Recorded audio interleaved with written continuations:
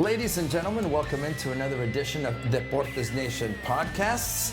Deportes y más, sports and more. I'm Alex Parra, and as you can see beside me, the lovely and talented Miss Ashley Rodriguez. First of all, Ashley, good day. How are you? And are you ready for the Super Bowl, young lady?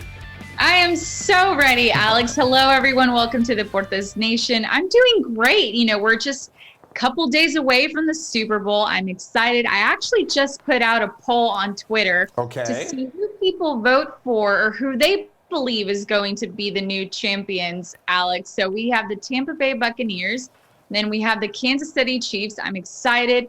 I can already taste the chip dip. I'm excited. It's certainly an event that goes beyond just what happens on the field, Ashley, and we first of all, thank you, ladies and gentlemen, that have been following us here on Deportes Nation via social media. And please participate in the poll that Miss Ashley has put up on the Twitter. Did I get all that right? Yes, you can follow us at Deportes Nation on Twitter, Facebook, and Instagram. And then you can also follow us on our personal at Alex R. Parra, and then you can follow me, Ashley Rodriguez Official. So and you haven't been banned yet, Ashley? I'm just wondering, for a while there was touch and go, right? You still have your accounts. Not banned. I've been censored. And actually, I was censored this past week for literally What happened this time, Ashley? Ay, esta niña. Goodness, I haven't even posted anything political in a while. I mean, I'm liking what's going on. We can get into that a little later in the show. But I'm being censored, and I wasn't even able to put, which actually I didn't even tell you this off camera, Alex.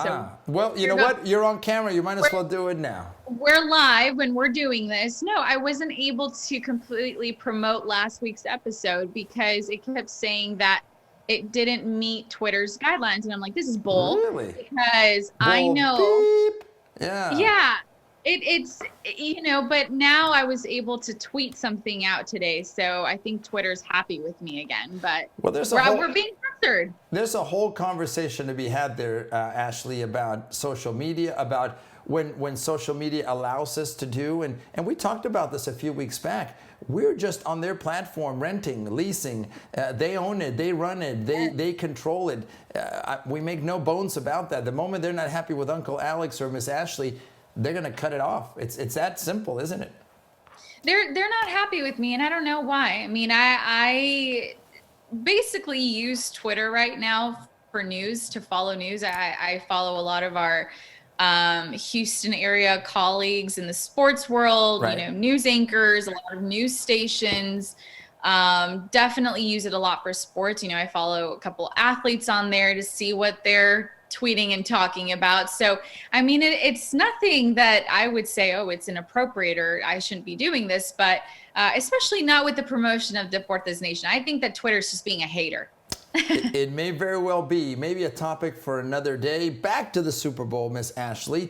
Without a doubt, again, beyond what happens on the fields, beyond the Chiefs, beyond the Buccaneers, beyond the battle of the quarterbacks, beyond who's going to win, Super Sunday is a tradition. It's a tradition. I came to this country and we were big Dallas Cowboy fans in Mexico, but we would follow even the Super Bowl in Mexico back in my day, it was last century, in the 70s. I still remember growing up watching Pittsburgh Steelers, Dallas Cowboy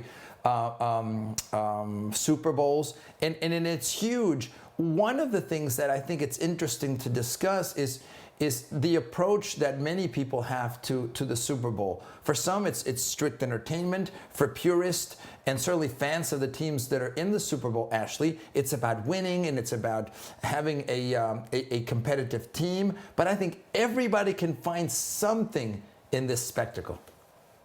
Absolutely. Yeah, no, it's definitely a party. I think that, my nail lady the other day, when I went to go get my nails done, Alex, she's like, my nail lady told me to never come back.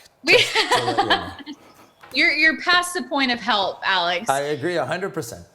She had asked me and she's like, oh, are you going to watch the Super Bowl? And I said, Linda, you watch the Super Bowl? She's like, oh, yeah. She's like, me and my family, we just get together. The guys, place bets, and the women, we help cook. And she's like, oh, it's so great. She's like, I think Tom Brady's going to win again. So it's definitely brings, even if you don't watch football all throughout the year, all throughout the season, you definitely know about the Super Bowl, and that's definitely an excuse to whip out the good barbecue, the drinks, the chips and the dip, and just hang out with family. So and I think a lot of people are going to be watching it more from home, obviously because of COVID and everything that has changed this past year, Alex. But you're going to have more people tuning in from home in comparison to years past where you were actually able to be in the stadium.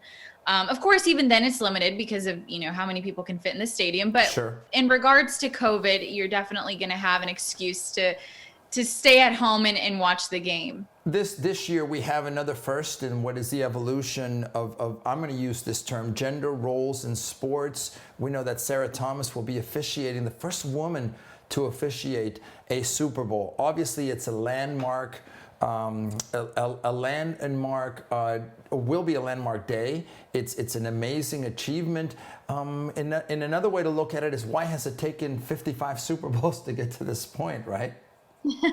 Well, first of all, I'm so happy for her, and I'm so happy that the NFL is celebrating a woman taking on a role like this, especially on the biggest platform of the year in football, which is the Super Bowl. So that's very, very exciting. Anytime a woman breaks a barrier, it literally just, it sets a standard and even more opportunities for more women who either want to get to that position or a different position in a different industry. So definitely something that should be celebrated. And I love that for her. Ashley, and forgive me for interrupting you. This brings to mind, and we've discussed it a little bit, but maybe not a lot. And you can turn me down if you would like, young lady. You've lived it as a woman in the NFL. Do you believe that the traditional roles are changing? Sarah Thomas, to me, is an example of traditional roles changing. We're having more women involved in the administration, in the front office of the NFL, which is great. Would one day there be a female kicker and or player in the NFL? Anything's possible, I guess. To me, the roles, now that we're talking about the Super Bowl, of men and women have been very traditional. The men can sit around, have a few drinks, or maybe more than a few, get their beer, and the women find something in it, which is what? Oh, the commercials. Oh, let's cook. Oh, let's make it a party. You mentioned Linda, your nail lady. She was very, I'm using this term, stereotypical in what the men and women do. Do you think that's changing and evolving? And you've lived it as a woman in the NFL. One day, would there be a male cheerleader? Is that even possible? Or I guess at A&M they call them yell leaders. But do you see that as possible? There already is, Alex. Actually, there's already male cheerleaders. Actually, I didn't even know this. Breaking news for Uncle Alex. Patrick Mahomes' brother, I believe, I'm not sure, I haven't kept up with cheerleading, but he did try out, and I believe he's on the cheerleading team. Regardless, okay. I know that the Oakland Raiders, now the Las Vegas Raiders, they're very accepting of male leaders, cheerleaders. They call them male leaders? Is that what it's called? They use the hashtag male leaders. So I think that's a good term. They're cheerleaders, male leaders. But definitely, it's the NFL is opening doors to be more inclusive of, like you said, both genders being in either males being cheerleaders. Now, as far as women being football players, my personal take on it, Alex, is that these guys are tough. And as tough as we are as women, it's definitely a very contact sport. So I don't know, maybe having that's not changing anytime soon. But yes, it's definitely. I'm going to say this: it's a brutal sport. It's physical. Yeah, it has to be. Absolutely. So now recently Vanderbilt allowed a female kicker on their team. So that's very, again, something else that should be celebrated. Something very phenomenal for women. And the guys were very open to that. And I love that they were very encouraging of it. And, I love that. Now, as far as, getting out there and running and tackling, it's a little harsh. So I think that we may have to come to other solutions as far as allowing women to play football, which there already is. There's lingerie football and stuff like that. So you maybe having a league Uncle of their Alex own. playing lingerie football. Nobody needs to see that. But I think you should put the chiquini away, Alex. Leave that for the missus at home, Mrs. Parra. Yeah, I've got my Deportes Nation Speedo ready for summer, so I'm just letting all of the mental image of that just went wrong, didn't it? Deportes Nation calendar coming soon, ladies and gentlemen. Yes. Good luck with all that. Alex Parra. You're not seeing anything from me yet. No. 12 months of Uncle Alex, we wouldn't get past January, believe me. But what is clear here to me, and I know I'm going to get beat up about this. I'm a traditionalist in the sense of the way we as a family and friends have approached it. I would immediately turn to my wife and said, honey, let's host a party. And I don't do a lot of hosting, to be honest. And it was like, here, honey, you're now in charge of the catering. And I'm going to go and make sure I've got the liquor. Those are our roles in many families. Right, wrong, good, bad. I'm not judging it. I see an evolution. I see a change. My wife knows more about football than I do. And she's taught me things. She knows the X's and O's. Then what are you doing here? She should be on the show, Alex. Great point. And she grew up with her father watching sports, watching golf, watching football. And I see more young ladies now, Ashley, like you, who are knowledgeable of sports, knowledgeable. You can discuss X's and O's. You know what pass patterns mean. You know all these things beyond, hey, honey, get me a beer. I think those days are disappearing, and for the better, to be honest with you. Oh, absolutely. I grew up watching my dad watch sports and play sports. And same thing, my mom, she knows a lot about golf and soccer and football and baseball. I mean, my mom is one of those women. Hi, Mom. I love you. And thank you for tuning in. I love you she too, is one Mom. of those. And just for the record, I love you too. We love you here on the Deportes Nation. We do. She is one of those women who I feel like she's such a babe in the fact that, like, she's a sports babe. You know, she knows a lot about sports. She can talk sports. When my dad and I are talking about what the heck the Texans are doing, she chimes in and she's over here. She's like, I think that they should do this and that. And so you're absolutely right, Alex. Women are more involved in sports, not just, you know, traditionally at home, but in the sports field, you know, as reporters, as, you know, officials. And I love that as athletes as well. You know, just the other day, we saw JJ Watt tweet a picture of his beautiful wife, Kayla. She's a professional soccer player. Yes, NWSL with Chicago, I believe, right? Yes, she's now with Chicago. And so she used to be a player here for the Houston Dash.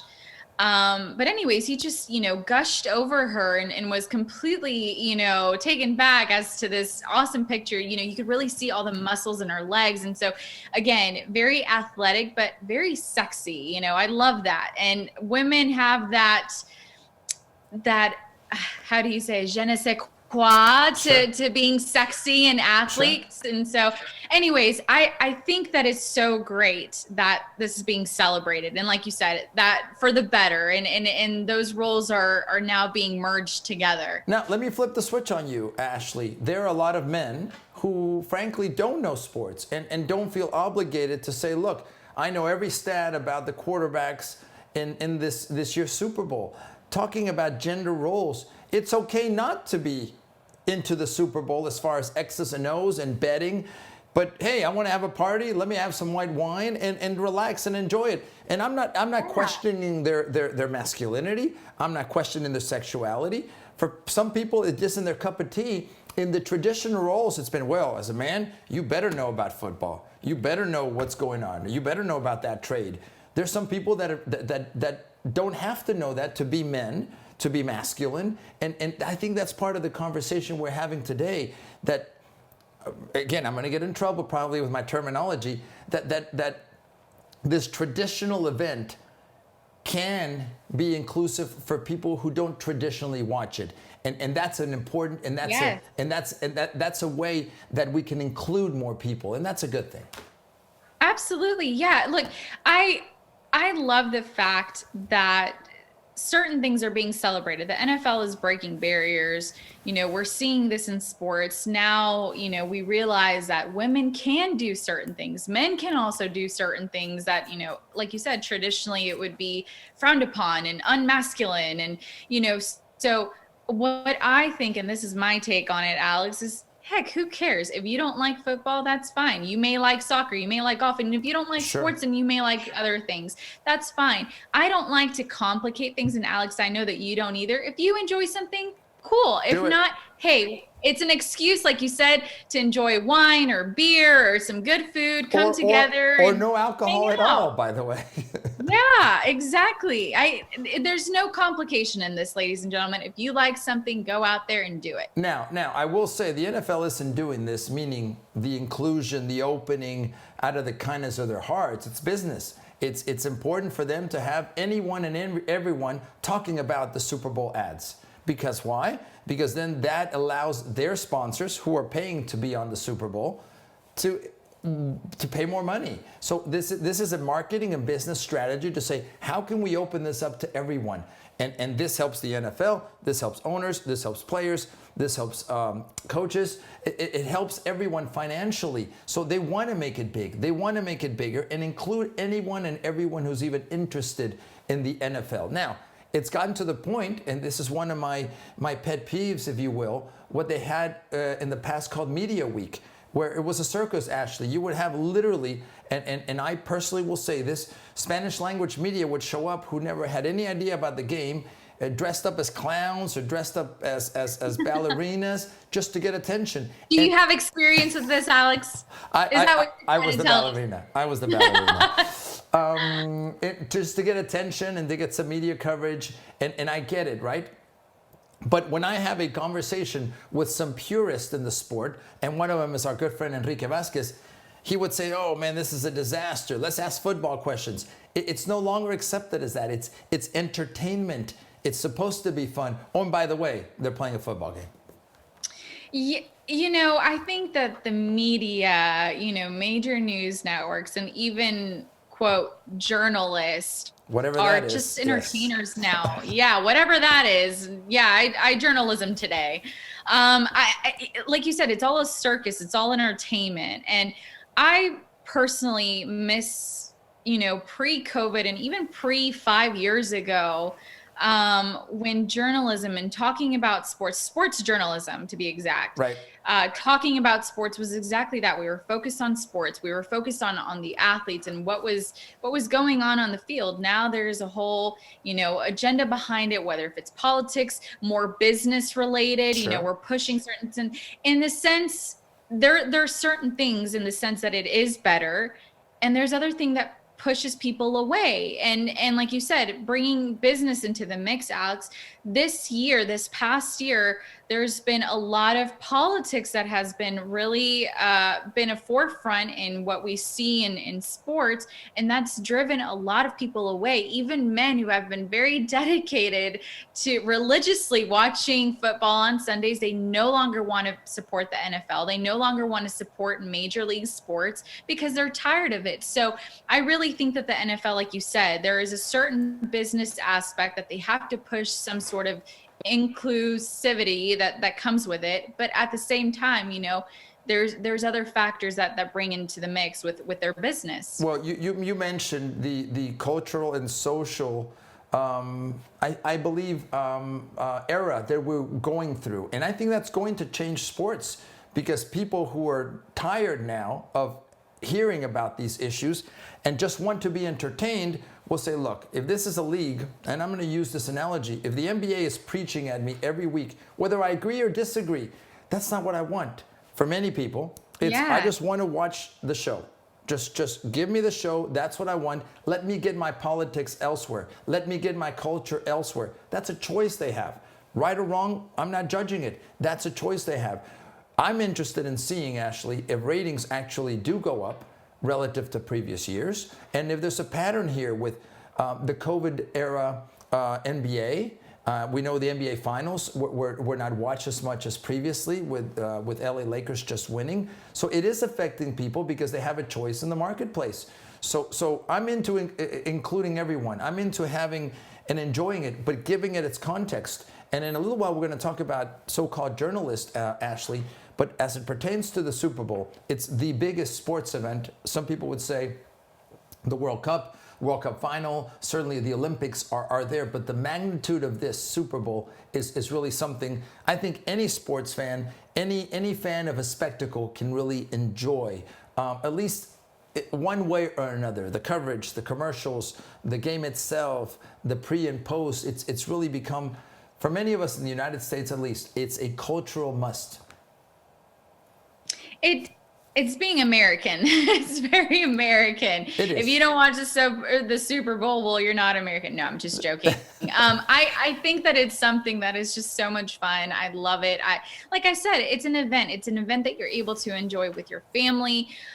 We lived it here for Super Bowl 51 here in Houston. It's been a couple years, but when I was with the Houston Texans as a cheerleader, that was a very fun time. You know, I got to experience Super Bowl week in Houston, and we did a lot of events.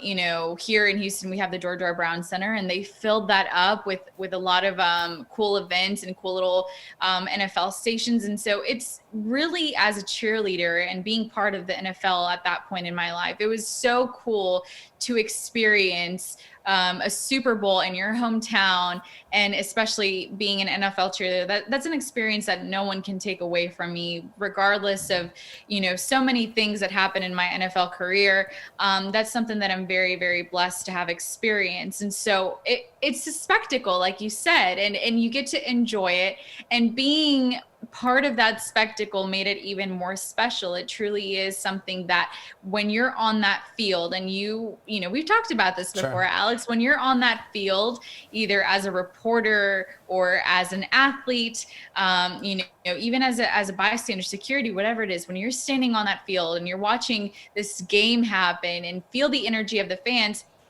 it's so amazing. It truly is. You feed off of that energy. And so there's nothing else like it. So I think that there's really a lot of fun that goes into it. And regardless if you participate because you love watching football or you just want to be part of the game day fun, I think it's something that you know, is welcome. Like you said, it's being taken on more households now with COVID. We have that happen. So I personally enjoy it and I love it. I lived several Super Bowls back in the 90s, Ashley, where we were there and producing. I remember one, Qualcomm Stadium in San Diego. I believe it was 1998. This was before, obviously, 9/11 and before security measures, and the liberty we had to go in and out, and the ambiance was really truly unique. You knew you were part of a worldwide event, from the production side, from the fan side. It really was a big celebration of sport, and of course it's something that's uniquely American in many ways, but obviously has grown now to be a worldwide event. So as we wrap up our Super Bowl for now, and we'll talk, of course, about the game during our next podcast. Ashley, who've you got? Who's going to win this? What's it looking like in your mind? Is it going to be the Chiefs? Is it going to be the Buccaneers? I really want to see Tom Brady win again. And the only reason why is because he, you know, just Tom Brady, kind of going back to what I was saying a little while ago, is that I really miss a time in sports and sports journalism where we just focus on sports and the athletes and stuff. And so Tom Brady being the GOAT, the OG, you know, it just kind of, it's reminiscing on those good times. So seeing him back again at a Super Bowl, I kind of hope that he wins. And also, like, he's a veteran. Like, I know that so many people are like, oh, he's already been there, done that plenty of times. But I don't know. It's not with the Tampa Bay Buccaneers. So I would like for them to push through and to see a win out of them. If not, I'll still be happy because I love Patrick Mahomes and the Kansas City Chiefs. I'm with you in the sense, I think for Tom Brady, it's a great story too, to have gone from such a legacy, not legacy, a dynasty is the better word at New England, to where they are, to where he is today with Tampa Bay, and winning again and having another ring, which would be 7 and then 10 Super Bowls in total, is an amazing story that should be celebrated. So if I cheer for one and I'm not overly emotionally attached to one team or the other, it would be for the Buccaneers. I believe they're going to win more than anything. Why? Because they're at home, and I think that's going to make a big difference. I'm going to see right now, ladies and gentlemen, I'm going to log into my Twitter. Okay. And I would love to see what people say. So I put up a poll. Again, you're able to follow us on Twitter, Facebook, and Instagram at Deportes Nation. I personally posted on my social media account. So as of now, and I posted it 26 minutes ago, so we still have a full 24 hours, Alex. But as of right now, I put Super Bowl champs, and I put Tampa Bay, and then the Kansas City. 52% people voted for Kansas City, and 48% voted for Tampa Bay. So wow. People are cheering for the Kansas City Chiefs right now. Who knows? Maybe in the next 24 hours, Tampa Bay might take. As of now, people are saying that the Kansas City Chiefs are going to be the Super Bowl champs. Well, it should be an entertaining and fun game, and we hope that all of you, ladies and gentlemen, tune in, and certainly tune into the Deportes Nation and give us your opinions and comments about the game once played. Ashley, I'm going to turn to another subject, another topic we've talked about. And excuse me, we may not get into the details of the case, but I think the greater good is to discuss the situation regarding this case. And I'm talking about the recent rebuke of Georgia House of Representatives Marjorie Taylor Greene, to get her full name. And we can talk about what she has said prior to being elected. Since she's been elected, we can agree or disagree about it. I personally think a lot of things of what I've seen from her directly, postings, video, etc., have her, from my perspective, really being a fringe politician. And I'll leave it at that, and we can debate whether I'm right, wrong, or crazy. I think more disturbing, Ashley, is what you discussed and mentioned a few minutes ago, the so-called journalists that are covering it, the networks that are covering this. I think, ladies and gentlemen, you have to give yourself a reality check. Networks, be it CNN, be it Fox, be it left, be it right, be it others, are there as businesses. Businesses based on ratings, businesses based on sponsorship. That is how they exist as a business. That is their priority. So they are in the political entertainment business. That's what they are. That's who they are. And for them to paint themselves as anything else is inaccurate. Are there some that specific individual media types that are more ethical than others? I guess it depends on your ethics. Some that are more journalistic than others. Again, it depends on your definition of journalism. I would just ask you, ladies and gentlemen, to look at the hypocrisy on all sides, number one. And second, to give it that context. This is entertainment. This is like us watching the NFL. This is like us watching someone entertaining us. You're not going to take what Tom Brady says and then go apply it to your family life, I hope. Or give it its context. This guy's an entertainer who makes a lot of money, and we love to watch him get beat up and throw touchdown passes. That's what the talking heads on TV do as well. They're spouting their position, their opinion as humans, with their motivation for ratings and money, but give it its context. Don't take it as and I'm going to get beat up about this word, the gospel, because it isn't. So, Ashley, I know I'm going out on a limb here, but this is not about journalism anymore. It's about political entertainment. That's who these people are. Whether you agree or disagree with them is secondary. Take a moment to think for yourself, to question, and certainly to do your own research. I'm done, Ashley. I'm going to take my pill. I agree with you, Alex. Just to be very plain, put it plainly and simply, I completely agree with you. I believe that this is entertainment and part of a circus, really a circus. It is. Even a bigger circus than Super Bowl week, I'll say that. I'll go out on the limb to even say that too. I think that, major news networks, and at one point, especially early on in my career, Alex, my dream was, to be part of these huge networks, CNN, Fox, whoever. Sure. And then the more I realized how they had a personal agenda behind, all the information that they pushed out, it really took a lot of self-reflection for me personally as a journalist to say, you know what, if I'm going to be pushed in a direction where I feel like I'm not even going to be unbiased, like you said, I can't even keep my media ethics in order, aside from what they're trying to push out into the public, then I'm not doing my job.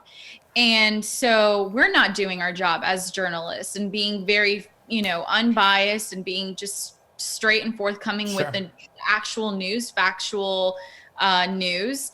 And so in this case with Marjorie Taylor Greene, I feel for her, and I feel for anybody that has their freedom of speech revoked from them. I mean, Alex, you asked me earlier at the beginning of the show, it's like, Ashley, what would happen? Are you banned? Are you being censored? Hell yeah, I'm being censored, and I don't even know why. Freedom of speech, approved speech is not freedom of speech. So when people try, especially even news networks, that they are not allowing people to go out there and say what they need to say, even if it's wrong, if it's right, whatever it may be, at least you have the full story. And so she was revoked in the past 24 hours of her House representative duties.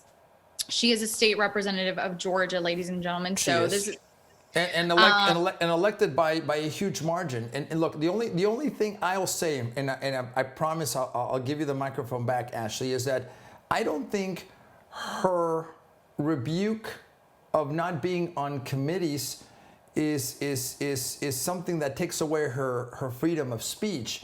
I think that's a political game there, to be honest with you. And again, we can get into the details of what she has said or hasn't said. I think the bigger question to me is who is listening. Everyone has an agenda. And I believe political parties are in line with the media, and they feed us what they want us to hear. So I'll be quiet now. I promise. I've got another pill to take.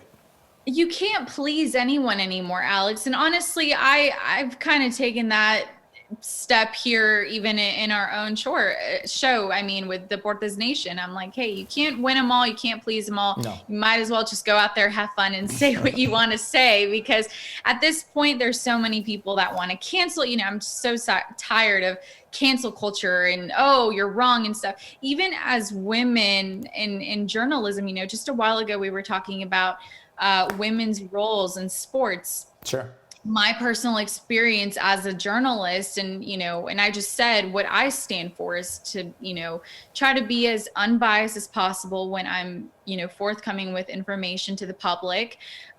This is a little bit more lighthearted. We're doing a show. It's an open door conversation. That way people are able to tell the difference. I feel like we kind of have to state that now so people don't, which is fine. think otherwise.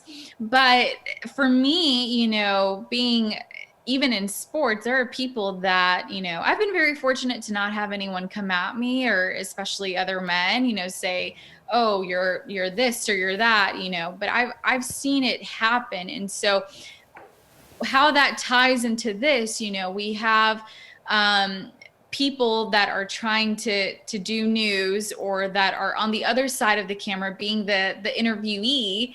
And again, it's just all being twisted up, being pushed by a certain agenda, and it's just not very straightforward anymore. Like you said, it's a circus, it's an entertainment. And unfortunately, I just stopped watching news all around. I do my own digging and my own research, and it takes time. And I think that that's also very unfortunate too, Alex, for our audiences and people who tune in, because it's like, hey, so I can't trust what she's saying. Why even bother?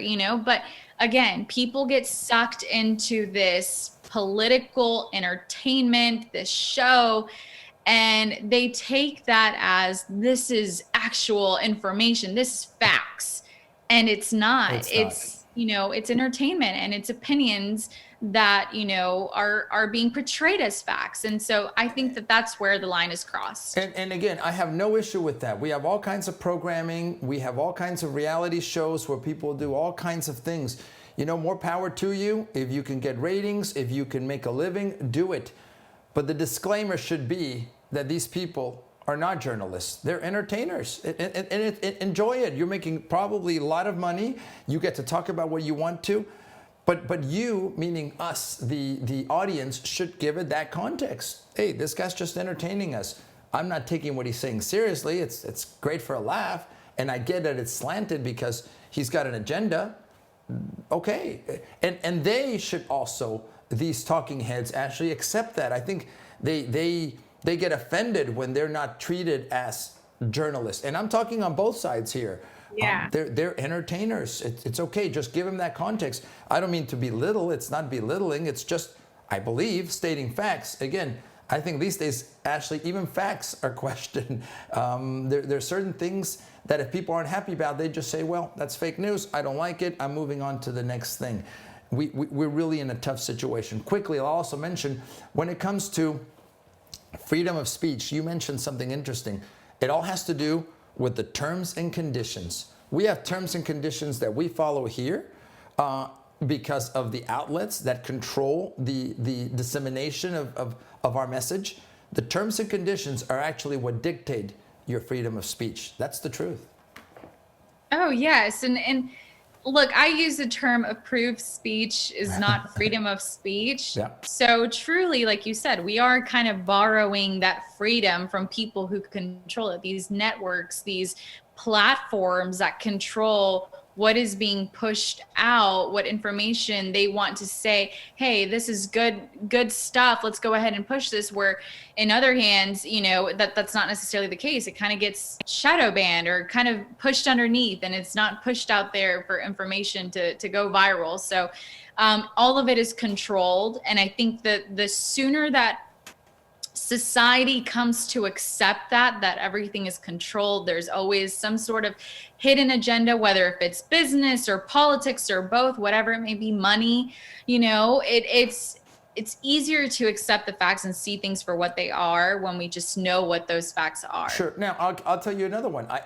Ashley, that doesn't mean we give up. That doesn't mean we're defeatist. That doesn't mean we're pessimistic. I think we just ask questions. It doesn't mean any of us can go out and still fulfill our dreams, especially in this country.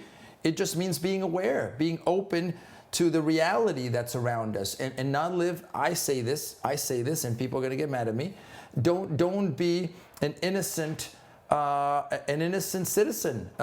Be open to the reality that hey, this is the way the world works. People in power want to keep it, and they manipulate, and it is what it is.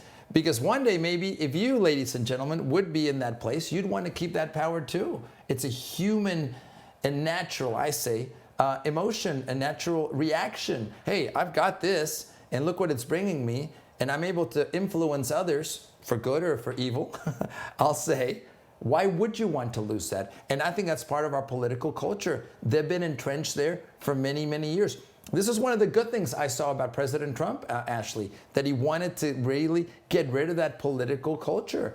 He didn't succeed. Now, I don't agree with everything President Trump said or did or will continue to say and do, but at least that concept to me made sense. But I think he's failed at that. The entrenchment of the people in power remains.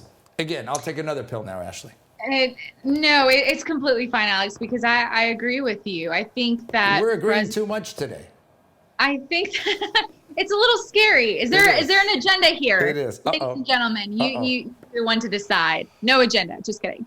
I agree with you, Alex. I think that President Trump really lifted the veil for regular United States citizens to see what's going on behind closed doors, to what these power moguls and elites are doing behind closed doors. And it's, like I said, the sooner that we accept, I should say, that there is some sort of power grab and power hungry people that are just controlling everything. I think it's just easier to see things for what they are. Same thing with our news, our businesses, everything that's happening. It's all controlled by the big guys, and in a sense that may be okay. I don't really know how to feel about it in the sense of like continuously having the same people over and over be the ones in control. I don't personally agree with it. I think that we should give other people a shot, maybe have the people decide, let the power be back with we the people. But, for me, I think that when we're just focusing on journalism, and I'll use a smaller aspect of that, when we're talking about mainstream media, major news networks, Alex, and they're so-called, again, quote unquote, journalist Sure. anchors, it's no longer fair. It's no longer fair. And it makes people like us who truly take our job seriously. Of course, again, this is an open door conversation. We're having a little bit more fun. This is also part of the entertainment, ladies and gentlemen. But Sure. when you're in prime time news, and again, that's the key word, news, and opinions are being pushed as facts, I feel like that's when the lines are crossed. It's no longer fair. And our profession is no longer respected, Alex. We as journalists have a duty to do our research and be fair with that research and be fair with the forthcoming information that we, extend to the public. When that's no longer being respected by the public, then we have failed as professionals. Ashley, the line has been crossed for decades. I worked news when I was starting my career, and there were certain orientations in the news department that existed. You didn't question it; you just went along with it, and that tradition continues. People talk about the role of journalism in a democracy. It's to report facts, not to try to influence, from my perspective. Someone's going to give us a different perspective what journalism should be, a different, not to change the outcome, but to report on the outcome, not to be part of it. That's why this has become entertainment. To me, that line has been crossed long, long ago, mainly driven by this: ratings, which means money, which means business. That's the priority in all of this, not even getting to the truth. So again, today we may get beat up. We may have a lot of people that come at us, and we'll be happy to have that conversation. Ashley, I think we're always open to the concept that we could be getting it wrong too. I doubt it. I don't think so, but we have to be open to that as well. I don't think that we're wrong in this, because anyone who truly watches news and is able to take a step back and differentiate whatever is happening, you're able to see it. It's not a lie. We don't have an agenda here on the Deportes Nation except just to have an open door conversation with our audience and talk about, stuff that matters to us, the Sure. sports and more. You can plainly see it if you watch news.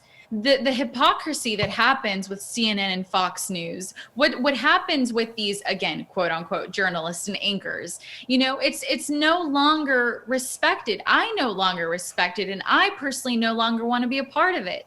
I love what we have here, Alex, because we get to be creative. I love that. I love that we get to be creative. We get to be honest. We get to be open. And we don't have these big guys saying, no, you can't say that. And you have to trash this person, or you have to badmouth this person, or you shouldn't give that person airtime, and you should hound them, and don't be respectable in this interview. Oh, on the other hand, make sure that you're nice to this person. Make sure that you ask easy questions and you baby them. And no, it's no longer fair. So for me, it's no longer fun, and it's no longer respectable as a professional. RESPECT, Ashley. I know what it means to There me. you go. The reality is that I don't respect politicians. I don't respect so-called political journalists or entertainers. And the question is, if we don't respect them, why are we still even listening to them? I think we're at that point where we've got to figure that out. And I think it's many of us that are saying, okay, so if you look at polls of professionals or careers that are least respected, politicians, so-called news people, again, political entertainers is what I'll call them, then why are we spending so much time listening to them? Why? Because the machine that they've created through the networks, through the political parties, is pounding away and throwing money at us so that we care. They want that emotional attachment. I'll be honest with you, Ashley, probably the cleanest thing is what you said. Stop watching. And in that moment, they'll figure out we've got to change, because that's the only thing that's keeping them hanging on right now, is our emotional attachment to their message. Alex, I think you put it very beautifully just right now. Last week we talked about what happened with Wall Street and the stocks, and how the power returned back to the people when Sure. the little guys said no more, you took their power away. This week on TikTok, I saw another social media platform, ladies and gentlemen. I saw a video that went viral talking about how, oh, can you just imagine if we just stopped unfollowing all these celebrities? Like literally, they make money because we follow them and because we like their stuff. That's how they make their money, aside from, acting and singing and whatever they do. But we the people are starting to realize the power has been with us all along.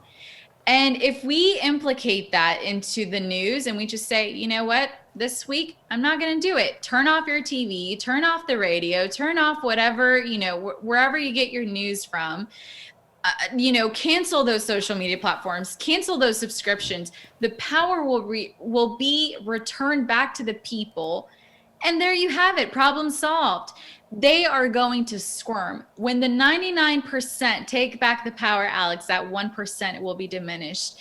And no doubt. Hopefully all will be well. But like you said, in the meantime, that 1% is pretty powerful, and they're going to try to continue to have that power. Like you said, those people with power want to continue to be in power. That's human nature, Ashley, and that's the history of mankind. It's gone on for thousands of years. So we hope you don't cancel us, ladies and gentlemen, at Deportes Nation, and that you're enjoying our video podcast now, as we call them. Ashley, we've got to go, and for sure we'll be watching the Super Bowl. I know you didn't invite me to your Super Bowl party, so I'm not going to invite you to mine. But I hope you enjoy spending time on Sunday with your friends and family. Thank you, Alex. You as well. And ladies and gentlemen, I hope that you enjoy your Super Bowl weekend. Let us know your predictions. Let us know your thoughts on social media at Deportes Nation. You can also follow us on our personal social media platforms at Alex R. Parra. And then you can follow me at Ashley Rodriguez Official, and we'll be there. We're going to wait for your comments, your take on what you think is going to be the new Super Bowl champion this year. Absolutely. Ashley, thank you for being beside me here, although virtually. One day we'll be in the same studio together. We'll be together. We'll be able to hug each other there again, Alex. Well, I'll be wearing my mask and have my makeup people, but we'll be able to do it. On behalf of Ashley Rodriguez, of our production crew, on behalf of all of us here at Deportes Nation, ladies and gentlemen, thank you for watching. Thank you for following us. Thank you for interacting with us. Thank you for watching Sports and More, Deportes y Más, here on Deportes Nation.